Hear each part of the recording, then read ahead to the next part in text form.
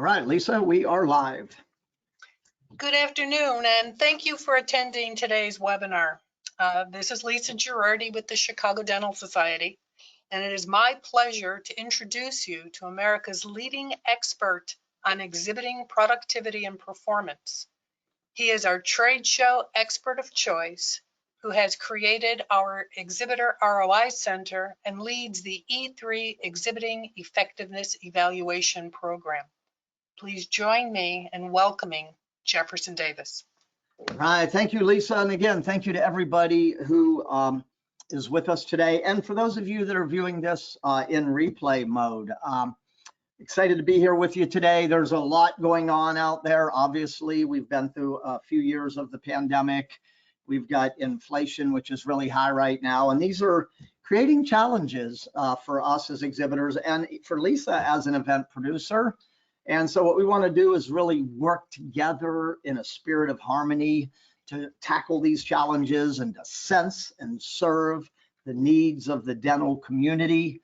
In my experience, a trade show works best, and I've been around shows for over 30 years now, longer than I care to admit. But in my experience, a trade show works best when the producer, Chicago Dental Society, and the supply side of the industry, you, the exhibitors, work together in a spirit of harmony, right? To sense and serve the needs of the dental community. The more we work closely together and build a meeting and an exhibit hall that delivers so much value that people would have to be crazy not to come to the meeting. That's why we do this, and we're excited you're here with us today. As I mentioned, the title of today's session is How to Tackle the Top Challenges that are facing us as exhibitors right now. And make sure you bookmark. I'm sure being at this webinar, you're probably aware of the Exhibitor ROI Center. There is over $10,000 of free trade show productivity resources. It's organized into a 5-step content consumption plan. You can see on the screen here, step 1, download the tools. We're going to talk about one of those tools in this webinar today.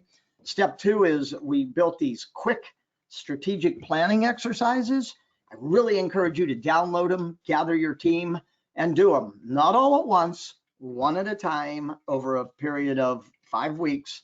And then watch the webinars, read the articles, to help you complete your planning. And anytime you got questions, I'm here for you. Lisa's here for you. Reach out to us. We want one thing. We want you to have an incredible meeting. And we know it takes a lot of work. And we know that you can't just show up and roll your products out on the floor and hope that this is all going to work out. So that's why Lisa has been fighting for the last several years to make sure that the Exhibitor ROI Center stays visible and available to you for free. Again, there's over $10,000 of content. So make sure you visit it, make sure you download the tools, share it with your team, and give us feedback at any time. So let's jump into our topic today, and I'm going to launch with a poll. I would like to kind of ask each of you right now, what is, when you think about where we are, we're in the wake of the pandemic, right? And everything going on, what is your biggest concern about live exhibiting? Fastest fingers, look at the screen. Click the radio dial button that applies. I'll give you just a moment or two to do this. When we hit critical mass, I'll share the results. Fastest fingers.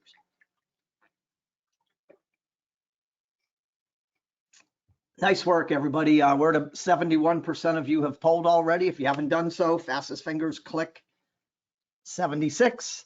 I'll give you just another moment and I will count us down.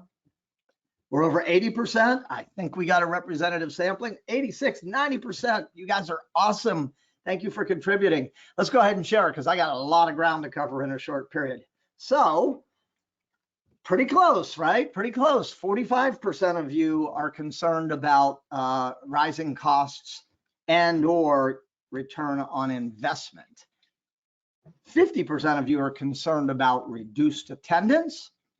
And 5% of you said other. For those of you that submitted other, could you go quickly to your question tab and just type in what that concern is? Because I want to address if your concern is not being covered, go to your question tab right now, click question, type, my concern is blank. Go ahead and do that so I can address this during the webinar. Okay, so let's jump in then, okay? This really mirrors what I'm hearing. I work in many industries all over the United States, and what I'm hearing across the board that the top concerns, are controlling costs,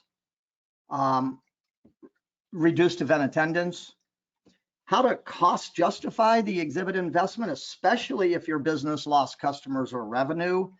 And many exhibitors are telling me they're getting more pressure from senior management to show, tell, and prove how the exhibit program is delivering value and ROI. So these are what I'm hearing as the top 4. So we're going to hit these, and I will take a look in the other question tab. It looks like some of you have responded.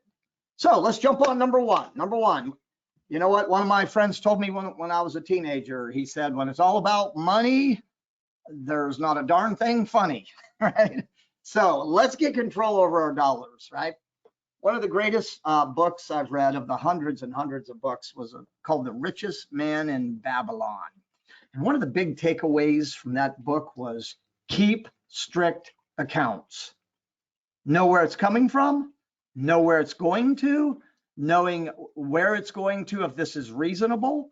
So that's what we want to help you with right now. On the Exhibitor Success and ROI Center under step 1, there's an exhibiting cost control tool.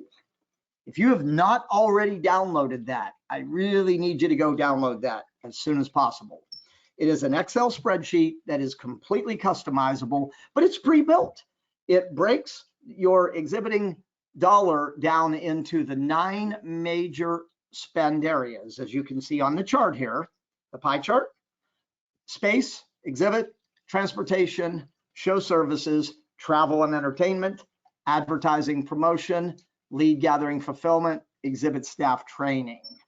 And you can see to the left that we've built a really slick, where all you do is put in your budget, track your actual, it will tell you you're over and under. If you want to use this show to show, year to year, you can keep using it and it'll link up and read. And what it'll do, you see this pie chart on the screen here?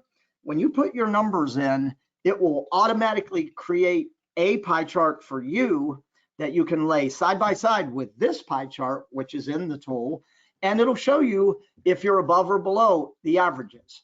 Now, here's the thing, right? If you're above or below the average, it doesn't mean that you're wrong, but it does mean that you should take a closer look, right? Especially if you're far off of these averages, okay?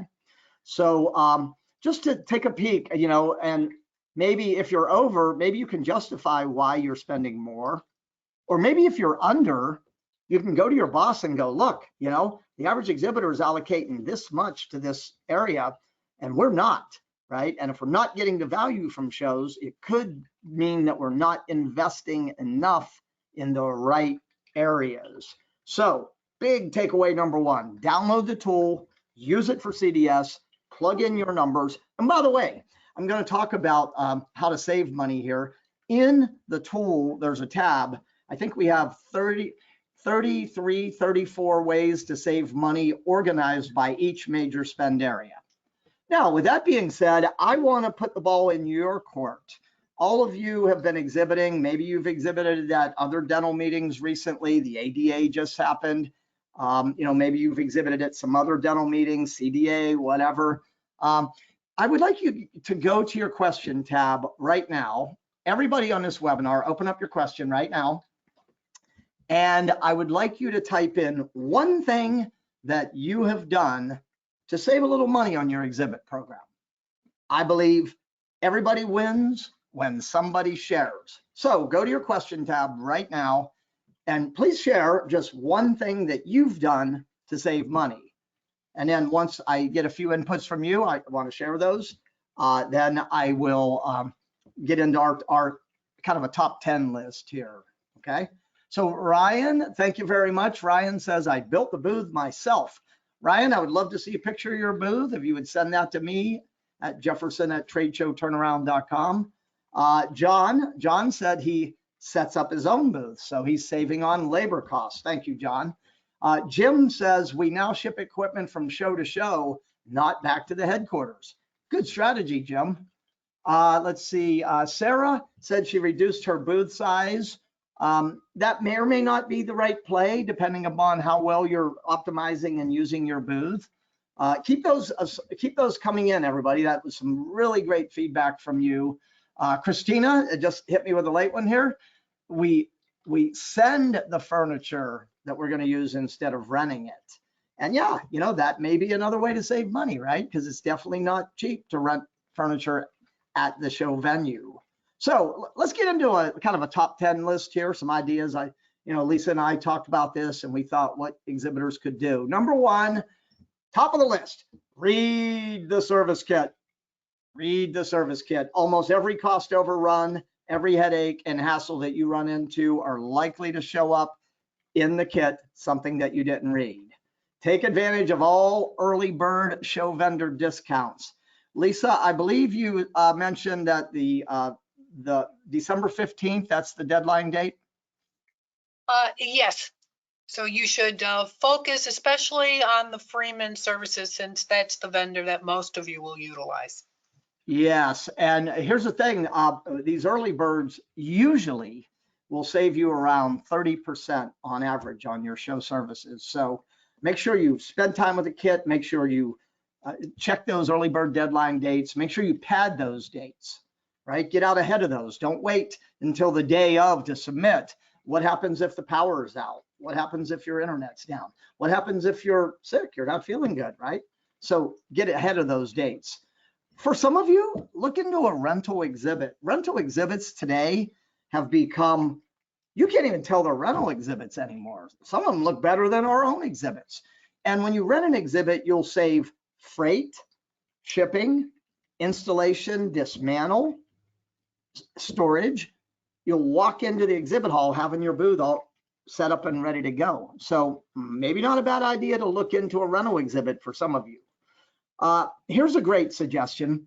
Think about what you sell and think about who is upstream from you, meaning that when a dental practice buys or is interested in this or that product, you're the next logical consideration. Then think downstream from you. When a dental professional buys from your company, what's the next logical thing they're likely to consider? And reach out and partner with complementary exhibitors. Instead of going into the show, right, and feeling like it's David versus Goliath, you versus the whole industry, partner up, cross promote. I've seen exhibitors come together and pull their promotional funding and create their own little treasure map within a show. Visit these 5 exhibits, and for a chance to win a big prize. I actually saw it in the dental industry years ago in Canada, where several exhibiting companies came together on their own, and they were raffling away a Jeep Cherokee, right? A Jeep Cherokee. So I'm not saying you got to raffle away a Cherokee, but I'm saying don't feel like you got to go alone. And not only cross promote, think about where you're located geographically and what other exhibiting companies are near you that maybe you can share freight and shipping. If they're renting a truck, you can partner up there. So don't feel like you have to go, it's you versus the world, right? Reach out and figure out who's upstream, who's downstream. Share your list. You all could be cross-promoting each other and driving traffic to each other's booths. When it comes to your graphics, instead of printing today, consider using audio-visual, whether it is just flat panels that are mounted to the exhibit backdrop or on a stand, or whether it's the LED panels that can be snapped together. Not only does this give you flexible audio visual that you can tweak, but the visual impact of AV is going to be significantly more powerful than just static graphics printed on fabric or material. So think about AV. Make sure shipping, because transportation and freight with fuel costs being so high, right? Optimize all your packages. Try to jam as much stuff into that crate or that container as you can. And speaking of shipping too, a lot of times we assume that it's more expensive to ship to the convention center than to the hotel. And that's not always true. Nowadays, hotels, they lost a lot of money during the pandemic, and a lot of them are putting really high receiving charges on inbound packages. So make sure that you spend the time to look, is it more economic to ship directly to the show or to the hotel, right?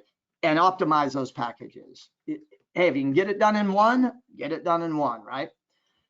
Think about how many people you're sending, and think about why they're going, and think about what value they're going to bring back to your business.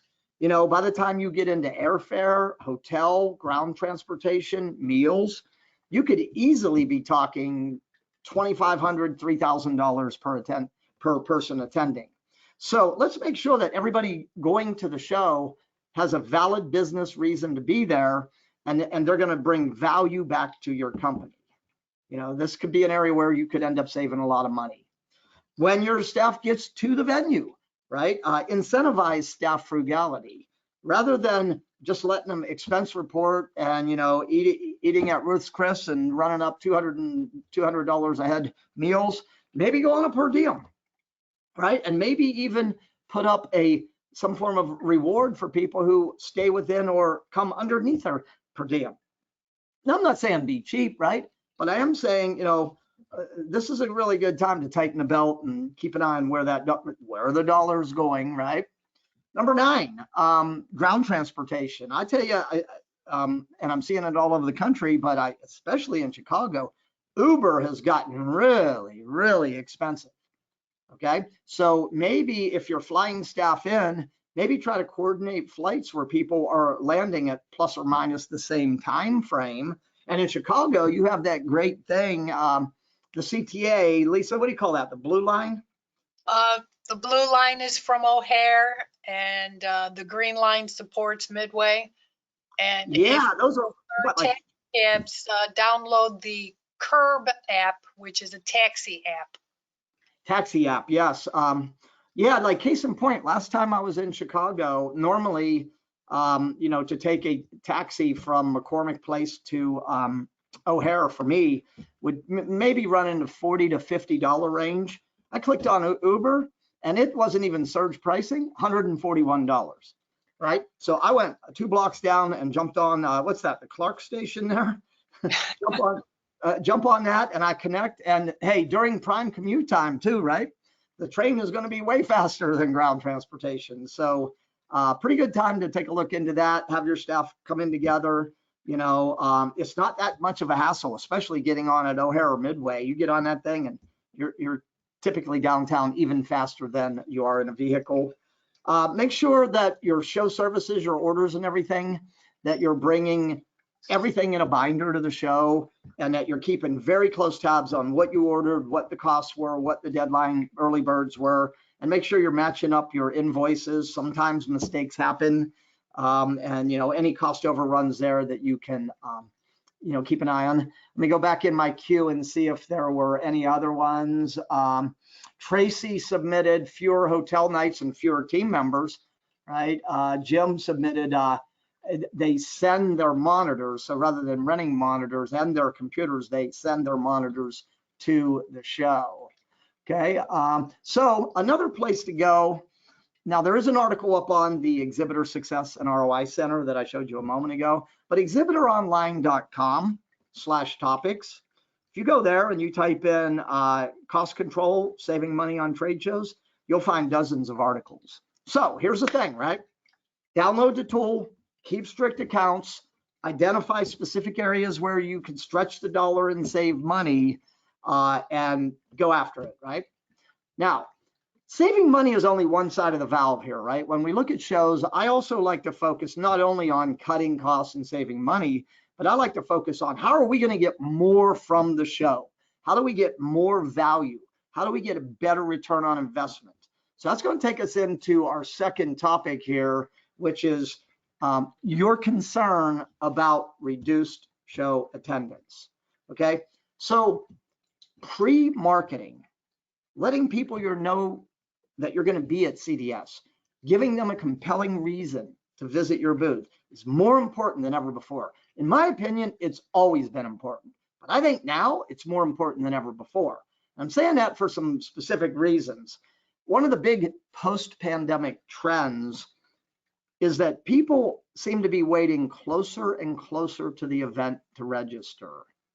They now are sending fewer, but more important people, because they got to justify time away from the practice.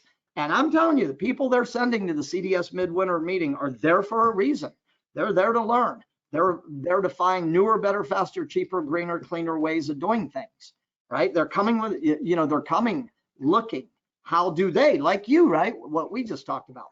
They're under pressure to justify their participation, right? While they're at the event, they're experiencing more time pressure between the educational sessions, between the social events, between time in the exhibit hall. In response to this, they are pre-planning their agenda and they're creating a schedule. The average attendee, now this is not CDS Midwinter Meeting specific, this is North American B2B trade shows. The average attendee will stop and cross the carpet line of 26 booths. Some more, some less, right? And here's a big point, half of those stops are pre-planned, okay? So let this sink in here. And if someone's questioning, one of the areas where we should probably be investing more this year is in pre-marketing, not only pre, but at show marketing of our exhibit. What you don't want to do is rent space, show up, and hope that people find you. Hope is not a strategy. So let's get into this. The key to winning the game is for every exhibitor. I don't care if you're in a 10 by 10 or a 50 by 50. It's the same key. Will you attract enough of the right people? Circle that phrase, enough of the right. So I'm going to give you 3 big strategies here to help you get your game plan together so you do get enough of the right people to your booth. Number 1, you got to define who are the right people. And I'll talk you through on how to do this. Number 2, you got to calculate how much is enough. And when we run the number on how much is enough, many of you are saying, well, I'm concerned about show attendance being down.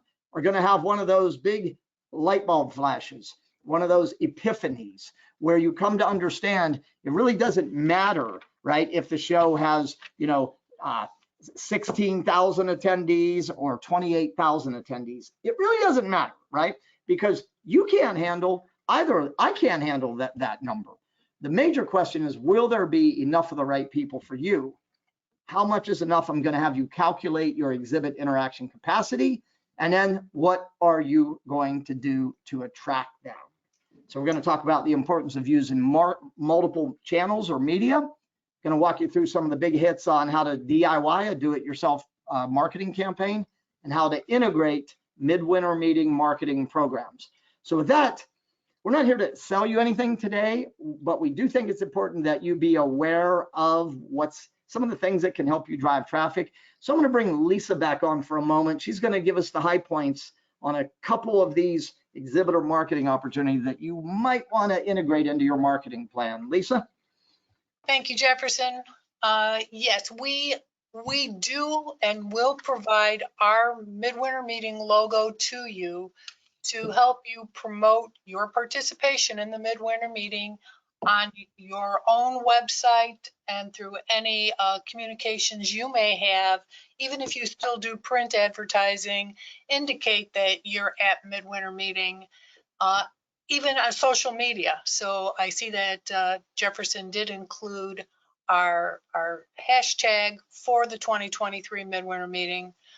We offer advertising in e-newsletters. Now these e-newsletters, we do a newsletter normally to our members, and then we do special newsletters for the Midwinter Meeting attendees, and those are emailed directly to those people who have pre-registered. Again, you should follow us on social media. I do make it a point of following all of the exhibitors who participate in any given meeting, so that when I go ahead and post anything through LinkedIn, you can see something that may have gotten missed if I just send a broadcast email.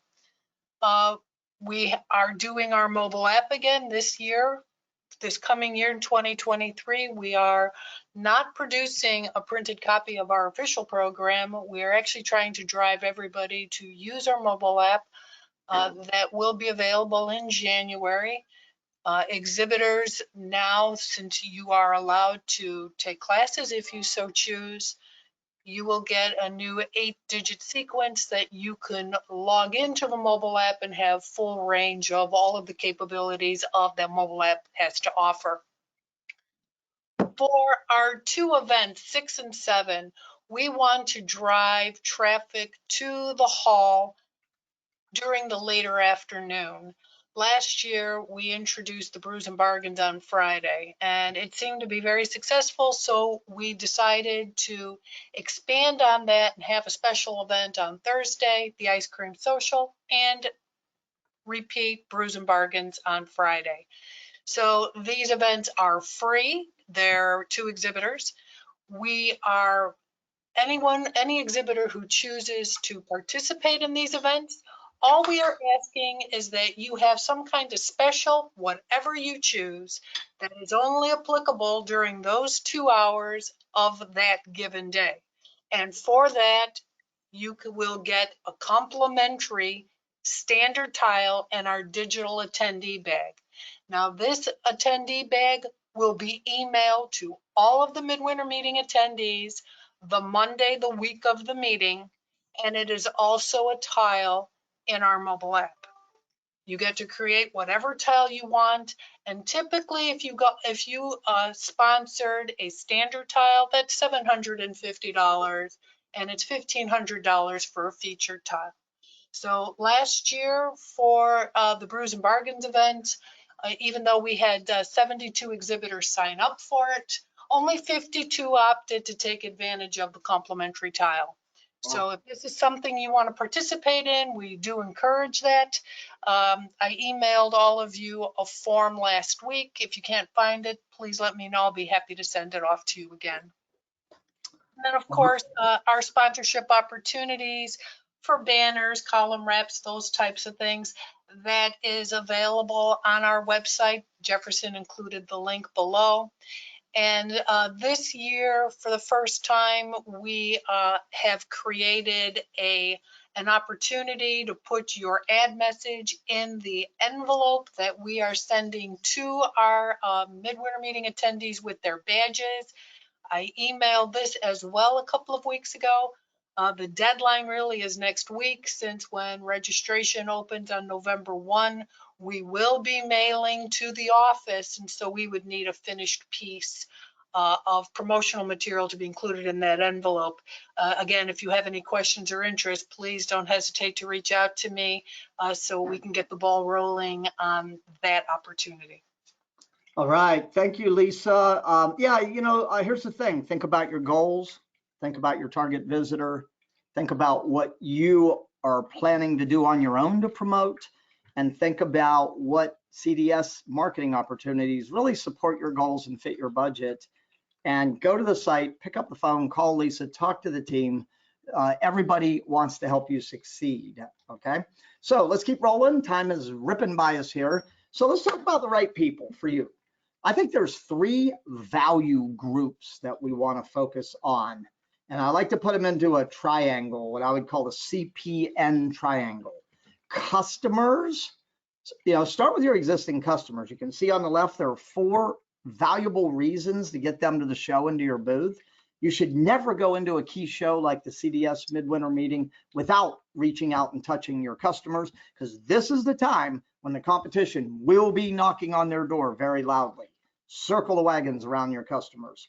The quick cash flow is prospects that are already in your sales pipeline, to use the show to move them one step closer, maybe to the ultimate close. And then the third group is your profile. What types of practices, number of operatories, the types of treatments they're doing, in what geographical areas, however annual revenue, number of employees, however you define what your ideal customer looks like. These are new contacts that you have no meaningful engagement with, but you're trying to put a face with a face and open the door. And of course, anybody who has inquired into your company product services over the last 12 to 18 months, put them on your list too. This will give you a balanced approach where you're really circling the wagons around your customers. You're picking low-hanging fruit prospects that are already in the sales cycle, and you're creating new opportunities that are going to fill your lead pipeline over the next several months. Okay, how many do you need to see? Grab your pen and a calculator. Let's do this quickly. Okay, here's the thing, right? Trade shows are about face. And next, you have a limited amount of capacity for face-to-face interaction. It's important that you know what that number is. A, so you don't have to worry about show attendance, but B, so you know what you got to do to fill that capacity. So grab your pen, let's do this together. The CDS Midwinter Meeting has 23 exhibiting hours. We're going to call that your playing field. We're not counting the golden hours in the morning before the event opens, and we're not counting the entertaining hours in the evening. We're talking about winning the game from the biggest area of your investment, which is your booth. Now, how many people are going to be standing in your booth from your company on average over those 23 hours? The staffing rule of thumb is 50 square feet. So if you have a 10 by 10 booth, you got space in your booth for 2, maybe 3. Don't overstaff it, don't understaff it. Okay. Now listen carefully to this next number. I want you to set a target number of interactions per hour per staffer. The range, 3 to 5. 3 is conservative, 4 is moderate, 5 is maybe aggressive, maybe not, depending on your, what you sell. Pick one of those numbers. Now, I want you to multiply these 3 numbers together, and this is your magic number. For you to win the game at the CDS Midwinter Meeting, all you need to do is attract and interact with 184 of the right people. Now, when you consider that the 2022 CDS Midwinter Meeting had 16,467 total attendees, of which 12,222 were dental professionals, not exhibitors, not suppliers, not speakers, not guests, not spouses. 12,222. I know 50% of you said, I'm worried about reduced attendance. I'm telling you, you don't have to be worried about reduced attendance. The 2022 event had over 12,000 dental professionals. Odds are 23 is going to be even higher, right? Because we're getting farther and farther away from the wake of the pandemic. So you have no reason to worry about reduced attendance. I promise you this, there will be more than enough of the right people at this show for you. But the question is, are you going to do your part to make sure that you attract and interact with them? That is what we're talking about here, okay? Now, how are you going to do that? The value proposition. They have overchoice. As of right now, we're over 400 exhibiting companies contracted, right? They're not going to stop at 400 booths. I told you earlier, the average according to CEIR data is about 26. So how do you make sure that you're one of the booths they stop at? You've got to define and communicate your value prop. Write this phrase down. The why precedes the how. So here's 4 questions that I want you to gather your marketing and sales team and ask and answer, because this will give you the content to create your value proposition. What is the single biggest problem that your dental customers are facing that you can help them solve? People come to shows to find solutions to problems. What improvements can you help them make in their practice management, their patient care, their profitability, their staff retention, whatever? They come to improve things, make things better. Number 3, what is one useful thing that you can quickly teach them that'll add value to their practice, their job, right? They come to learn. And what will they gain? What will they save? What will they achieve? What will they avoid by visiting your booth? If you will invest an hour and a half with your sales, marketing, and product managers, ask and answer these questions in writing, you will find your voice and you'll be able to deliver a value proposition that cuts through the noise and makes the visitor go, oh, I have got to go to that booth. right? Then get your lists together, right? Segmented lists. You know, you're going to talk to customers in one language, prospects in the pipeline in another, potential new customers in another. Your messaging and your content will be unique to each list. Start marketing. I say January here with the late February show, but I would actually get a mark your calendar thing out before the holiday break, right? I would start to really reach out, especially my MVPs, my must-see visitors. Over the months of January and February, try to land 3 direct touches and try to communicate through as many channels as you can, right? If you have email addresses, use email. If you're on social media, Facebook, LinkedIn, you've got groups, you've got friends, you've got followers, promote there. Web landing pages, I'll show you. And don't forget about direct mail. The clutter in the mailbox has gotten really, really light. The 4 key words really to define the visitor experience is what are they going to see, what are they going to do, what are they going to learn, and what are they going to get, okay? Here's another idea, educational sessions. I don't know if you're aware, but you do have the ability to attend educational sessions, and I think you should. But what I want to talk about here is look at the roster of sessions, which topics are being presented that relate to what you do, right? And then promote, hey, say, come to CDS, check out this session. After the session, come on over to our booth to continue the learning, to discuss questions that you have on the topic. What a great way to use it. Very few exhibitors are doing. Make sure all of your marketing has a crystal clear call to action, meaning here's what I need you to do, and a reward for responding. Hey, you know, give us 5 minutes at the booth. You'll see, you'll do, you'll learn, you'll get, right?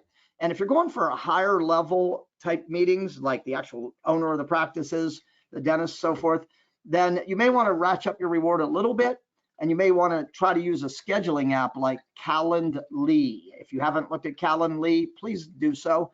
It's right on the screen here. You can set up a complete roster for all of your booth staff of appointment blocks. In one click, back and forth, you can fill up your appointment blocks. Okay, let me give you some quick social media examples here. What's the problem you can help them solve? Here you go, look, unsafe working conditions. Maybe there's a brand message. Maybe you have acquired a company. Maybe you're repositioning how you deliver your value prop, communicate that. Maybe you've got research. Maybe you've done a survey with customers, with patients, and there's some research and data that you can share. Everybody loves this. Another thing, your landing page, right? Look at this. You can set these up fast and cheap, right? There's a company called Lead, L-E-A-D Pages, one that I've used before. You can set these things up in less than an hour. Here's an example of how they created, this is the centerpiece where all their pre-marketing is going to, is pulling people to their landing page. Look, it's got a really clean design, well-branded, Workday, look at the yellow and blue throughout.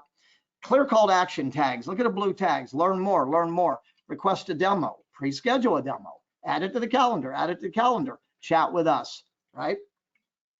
So, and a live chat bot too. And there's chatbot apps. I used a free one on my last landing page. You can plug them in and you can chat with attendees. So this is a really powerful resource that very few exhibitors are using. I would encourage you to consider an event landing page. Okay, I'm running behind on time. I've got a few more quick topics here. We're probably going to run another 5, 7, 8 minutes.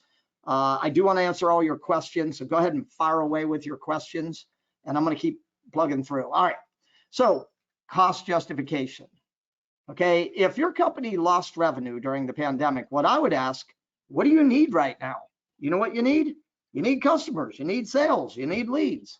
And then I would ask you, how important is face-to-face contact in how you get leads, how you keep and grow customers, and how you get sales, right? If these things are important to you, I don't know where else you would be during the days of the CDS that would give you a better window to help grow your business. So I'm going to run you through a formula here on how to cost justify and set a return on investment target. So here we go. Part 1 we did already, but notice what I'm doing here on the top line. I want you to write down your total show budget. Total show budget. So in this example, a single booth space is $4,300. and I'm going to use the floor space times 5. The range is 3 to 5. I want to have enough money to do it right. Now, so assuming I'm investing $21,500 into the show, and I have the capacity for 184 interactions, and I'm wondering, I'm going, is this a good use of my company's capital? Well, when I divide my 184 into my 21,000, look at this. My cost per interaction is $117.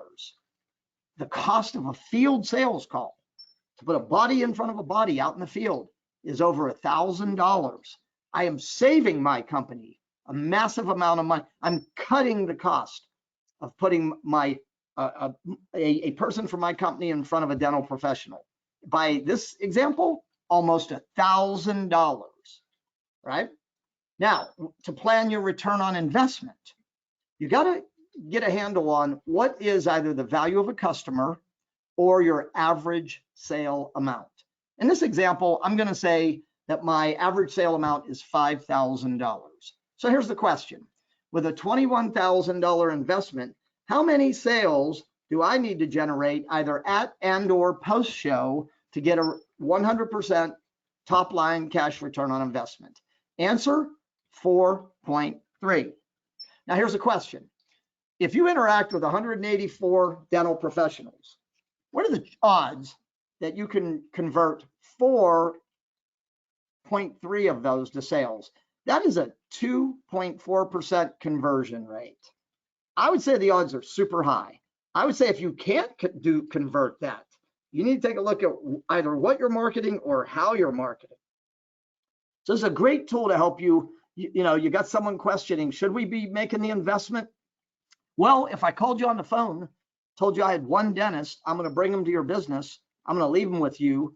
As long as they want to stay, I'm going to drive them home. Would you pay me $117 to bring them to your business? Yes or no? I'm pretty sure the answer for all of you would be, you betcha. Then I would ask you, how many would you want me to bring, right? So that's the way to think about it. Okay, now speaking of cost justification, some of you are not writing orders at, and for some of you, maybe not even from the event, and you still need to find a way to justify. So one of the ways to do that, I just showed you. Calculate your cost per interaction, compare it to the average cost of a field sales call. You can show your boss in that example I showed you that you're cutting the cost of a face-to-face interaction by almost $1,000. When you do that 154 times, guess what you're saving your company? $150,000, right? Of savings. Because there is a cost to generate a face-to-face contact. Number 2, track how many of your customers attend the event and how many you interact with. Track how many prospects in your pipeline attend and you interact with. Calculate your cost per customer or prospect meeting and compare what would it cost you to generate that meeting outside of a trade show. Number 3, let's say that in your booth, you are doing a demonstration or a presentation of some sort of your product. Maybe it's a little more formal where you've got it staged. Track the number of people that participate in your demonstration and compare what it would cost you to recreate that demo out in the field, right? Number 4, this is an easy one, cost per leads. Take your total show investment divided by the number of leads you capture. By the way, write this down. The last research that I saw from Exhibitor magazine had the average cost of a trade show lead at $263, 263. I think you should compare to that.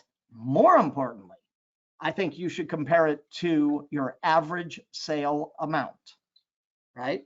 263 is B2B, average cost per lead. More importantly, what is your average sale amount? In my example, if you have a $5,000 sale and you've got a cost per lead of $263, you're looking good, right? You're looking really good.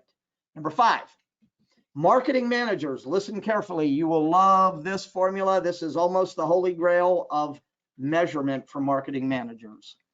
You want to vet your leads and how many of those were qualified or quality leads.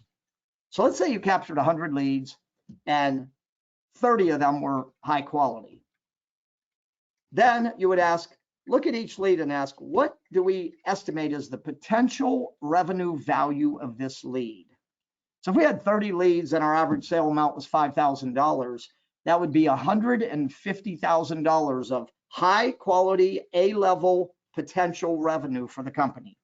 When I divide that by my $21,000 investment, I have created a 700% soft dollar return on investment. $1 in generated $7 of A-level potential revenue value for my company. Okay, so some ideas on cost justification. All right, my final piece of the puzzle, then we'll get to Q&A. We talked about the challenges, right? What I want to get you focused on now is getting your game face on and using these next few months, October, November, December, January, the first part of February, 5 months to plan for success. So ask your management team, what are our goals in the areas of marketing, sales, and customer relationship management? Then you want to make sure that the reasons you're exhibiting align with your company's corporate goals. By the way, look at the screen. I believe this is in your workbook. Here are the top reasons why companies exhibit in terms of the order of importance. Now, it's not so important that they're ranked that way. What's more important for you is to use this laundry list as a way to determine your reasons for exhibit. I think you should have at least one reason in marketing, one in sales, one in customer relationship management. Then, reasons are not enough. Write this down. You've got to convert the reason to a goal. So let's say that you have a lead goal for the show, and I ask you, why are you exhibiting? And you said, the top of the list, reach, identify new customers and sales leads. And I ask, what's your goal? You say, well, to get as many as we can. And I say, that's not clear enough. I'll tell you how to set a lead goal. Go back to your exhibit interaction capacity, that formula that I had you run, 184, multiply that by 0.25. On average, 1 out of 4 visitors convert to a lead. So in my example here, 184 times 0.25, my qualified lead goal would be 46 qualified leads by closing time. That's a goal. It's specific, it's measurable, it's actionable, and it's time bound. By the end of the CDS Midwinter Meeting, I will have captured at least 46 qualified sales leads, right? Now I've got a clearly defined outcome.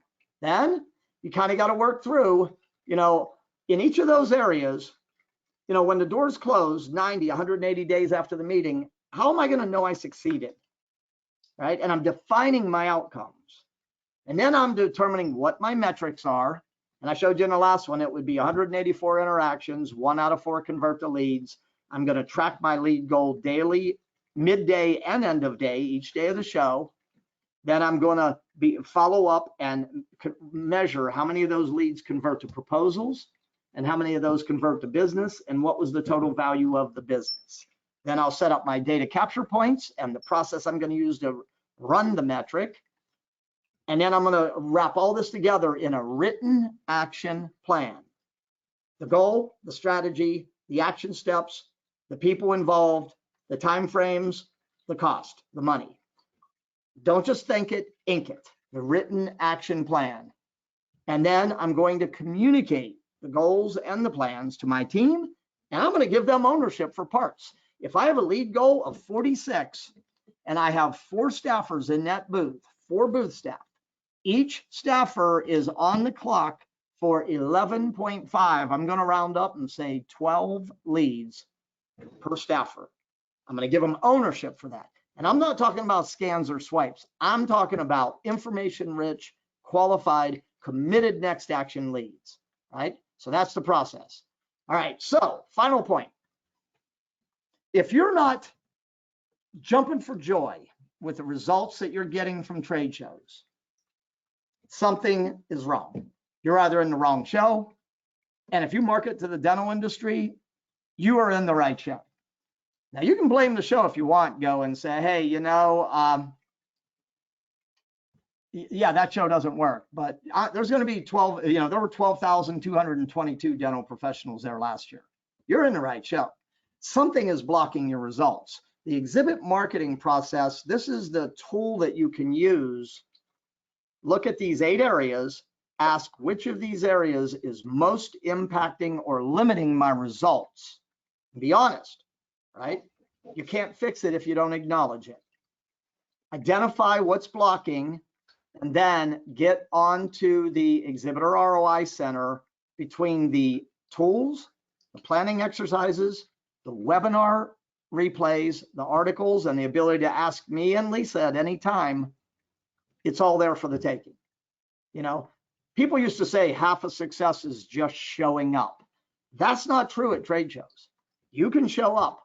You can do a lot of things right and stand around in a quiet, empty booth. And you can blame the show if you want, right? You can go, oh yeah, trade shows don't work. That show doesn't work. I'm gonna tell you what, I've been involved directly in the generation of over $800 million in results from trade shows. And I've worked with some companies in the dental industry where we have pulled tens of millions out of shows. Trade shows work if you do your part. Lisa and I give you the access, we give you the venue, we give you the audience, we give you the tools, we give you the resources, but we can't do it for you. You got to do it. So I'm urging you, I'm challenging you to take these next 4.5 months, put in the work, because I'll close with this. What you can get from a trade show when it's executed properly will blow your mind. And that's what we want for you. So with that, I'm going to take a look in the question queue while I do. Lisa, any additional thoughts or anything from the CDS side you would want to share with exhibitors? As exhibitors, thanks Jefferson, but as exhibitors, you should have received an email from me having you sign up for your complimentary lead retrieval license. We are doing that again this year. You can certainly order additional, but we offer the first one on a complimentary basis. Just click into that link. If you can't find that email, don't worry. Just let me know and I'll resend it to you. Also, the housing, the hotel list is available. It was also part of that e-blast. We do not have a housing bureau, so be aware of people, these housing pirates that say that they offer you great rates. We don't work with third-party agents. We sign contracts with a handful of hotels that will offer discounted prices, and that is on our website. So you can contact the hotel of your choice to get first dibs on the space that we have reserved. All right, well, thank you so much, Lisa. Again, thanks everybody for logging in. Remember, today was a beginning, not an end. If you put in the work, it's the law of sowing and reaping. You will get the rewards. We have given you a track to run on. We've given you specific information on how to tackle these top challenges that we're concerned about, but it's up to you. You've got to do the work. We're here to help, do whatever we can. So I hope you will use these next few months to make this one of the greatest shows in your company's history, because I'm telling you, there's no better feeling than walking off a trade show floor and going, oh my goodness, what a difference a trade show can make in my company's future. It's there for the taking, but you got to put in your work. So thanks everybody for logging in. On behalf of Lisa and the great team at the CDS Midwinter Meeting, Jefferson here and my team at Competitive Edge, we thank you so very much. If you have questions at any time during this process, reach out to us. We look forward to seeing your smiling face and your successful exhibit at the CDS Midwinter Meeting in February. So have a great rest of your day and go get them. Talk again soon. Thanks, everybody.